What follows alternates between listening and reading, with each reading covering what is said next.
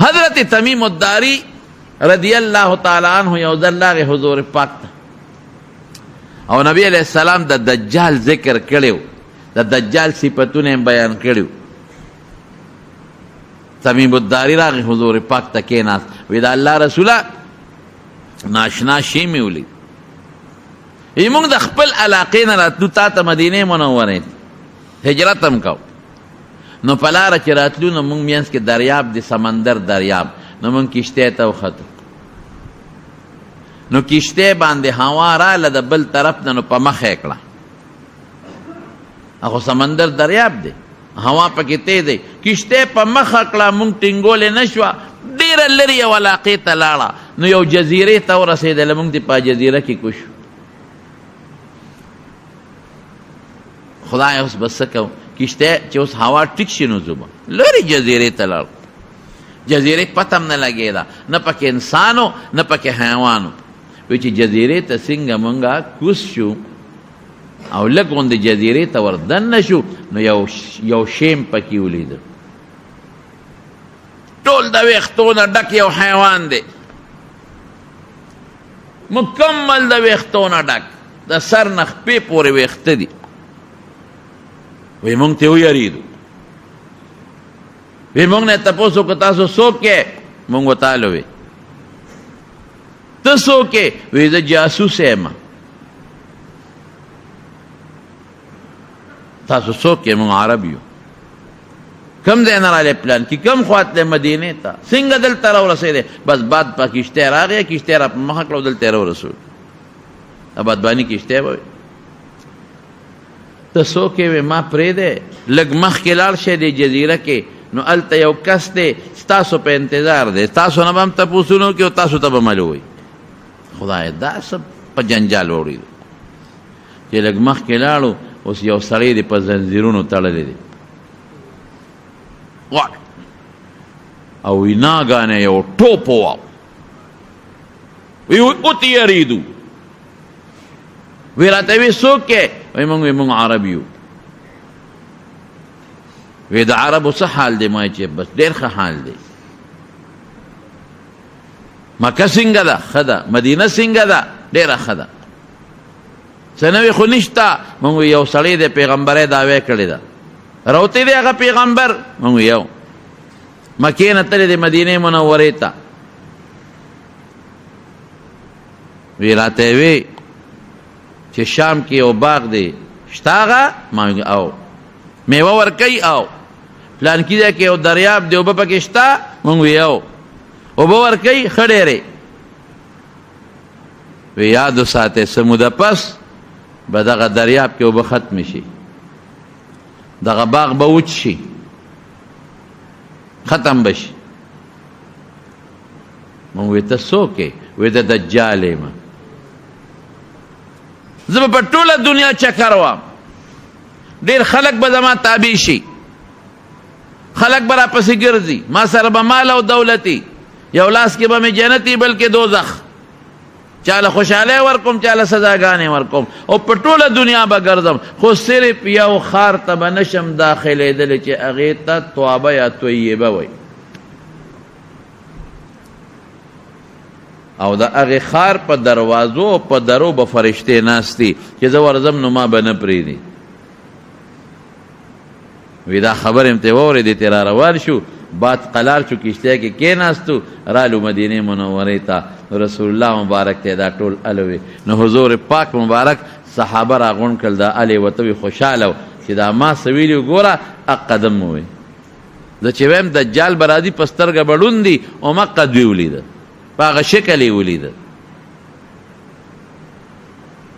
او دجال وایي چې زه به توابې یا طیبې ته نه داخلېږم، فرشتې به مې نه پرېږدي. نو رسول الله مبارک کونټۍ اوچته کړه، د ممبر خوا یې راوبروله، وی قسم په خدای چې دا توابه ده او دا طیبه ده، مدینه منوره دې ته به نه داخلېږي دجال. د مدینې په درو او په کوڅو کې به ورته فرشتې ناستې چې دې راشي، هغې به یې نه پرېږدي، مخ به وله شام ته ورواړئ، نو دې به شام ته لاړ شي. نو شام کې به عیسی علیه السلام را کوز شوي، نو هلته به عیسی علیه السلام مردار کې مړ به شي.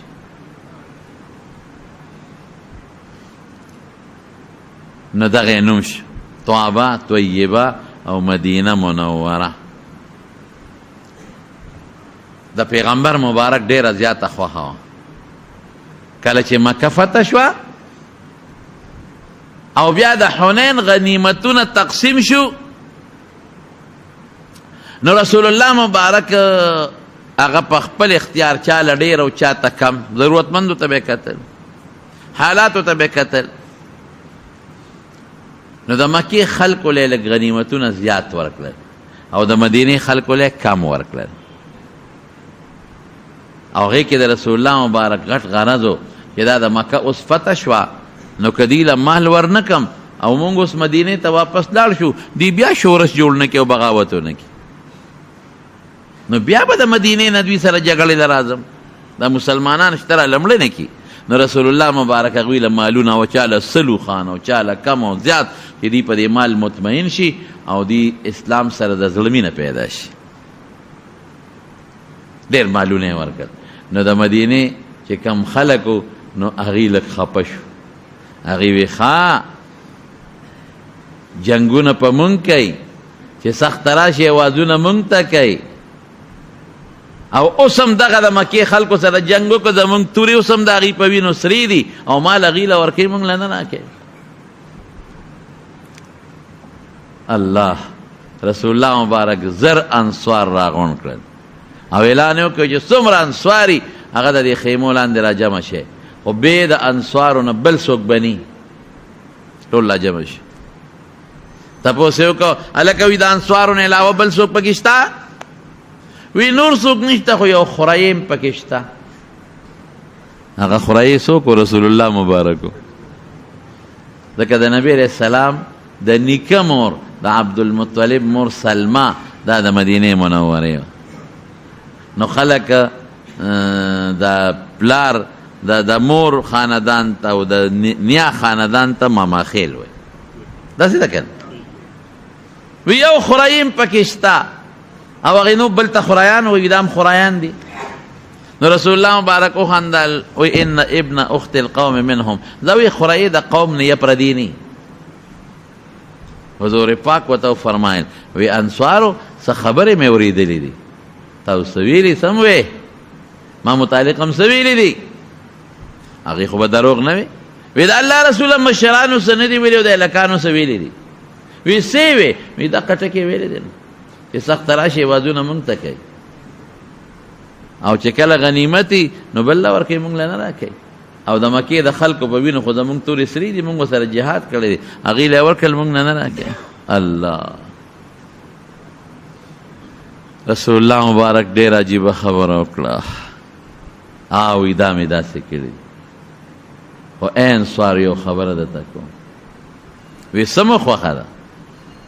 څه مو خوښه ده؟ چې دا خلک دې ځای نه اوس ځي ما نه رخصتېږي، نو نور خلک به کورونو ته ګډې بوځي په غنیمت، ګډو والا غنیمت د ګډو، څوک به اوښان بوځي، څوک به ګډې بوځي، څوک به چیلې بوځي، زه ورکوم که نه وړي به اوښان به هم بوځي. او تاسو به ځان سره مدینې منورې ته رسول الله بوځئ، خلک به ګډې اوښان چیلې یوسي، تاسو به څوک یوسئ؟ رسول الله. کم هم خوښه ده؟ رسول الله هم خوښ دی که ګډې چیلې اوښان هم خوښ دی؟ وی نه الله رسوله ته هم خوښ یې، ګډې چیلې مو نه دي پکار. او بیا فرمایي د ډېرو خلکو دا سوچو چې مکه فتح شوه دی به اوس د خپل کلي کې پاتې کېږي، هجرت ختم شو واپس به پاتې کېږي. رسول الله مبارک اعلان وکړو لو سلک الناس وادیا او شعبا لسلکت وادی الانصار او شعبهم. وی که خلک په یو لاره درځي، په یو خوړ، په یو علاقه، په یو وادي ځي او انصار په بله لاره ځي، نو زه به نورو سره نه ځم، زه به انصارو سره ځم. په دا فراخه لاره به مو سره ځم او په دا تنګه به مو سره ځم، په دا ځمکه به م ځم او په دا درو کې به مو سره ځم. او بیا څه وایي؟ وی دا نور خلک زما د پاسه جامه ده، دا د پاسه کمیس پجامه صادر، او انصار زما هغه جامه ده چې د بنین مې د بنین وجود سره مې جنګېدلې جامه ده. او ډېر عجیبه خبره بله کوي، لولا الهجرتو لکنتم رأا من الانصار، وی که هجرت نوے نو زب انصارو کی پیدا وی. بس انصار پا خوشحالو شو چې دا خو واقعی زمونږ ډېر لوی فضیلت ته او زمونږ ډېر لوی برکت ته. وی دا الله رسوله نه مو ګډې چیلی پکار نو خان پکار دی ته مو پکار.